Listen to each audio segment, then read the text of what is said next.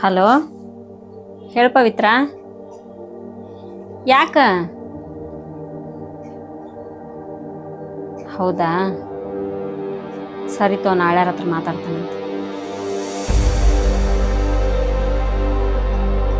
ಯಾಕಮ್ಮ ಏನಾಯ್ತ? ಏನಂದ್ಲ ಪವಿತ್ರ? ಪವಿತ್ರ ಬ್ಯಾರೆ ಮನಿ ಮಾಡ್ತಾನೆ ಅಂತ ಹೇಳಾಕತ್ತಾಳ. ಆಕಿಗೆ ಅವ್ರ ಅತ್ತಿ ಮಾವನ್ ನೋಡ್ಕೊಳಕ್ ಆಗವಲ್ದಂತ. ಬ್ಯಾರೆ ಮನಿ ಮಾಡಬೇಕಂತ ಹೇಳಿ ಹಠ ಮಾಡಾಕತ್ತಾಳ. ಹಳೇಂದ್ರ ಹತ್ರ ಮಾತಾಡ್ಬೇಕಂತ ನಾನು. ಇವ ಸಾಯಂಕಾಲ ಫೋನ್ ಮಾಡಿ ಮಾತಾಡ್ತಾನೆ ಹಳ್ಯಾರ ಹತ್ರ.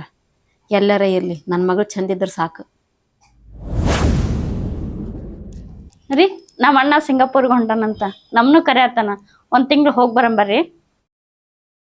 ನಾವು ಹೋದ್ರ ಅಪ್ಪ ಅಮ್ಮನ ಯಾರು ನೋಡ್ಕೋತಾರ?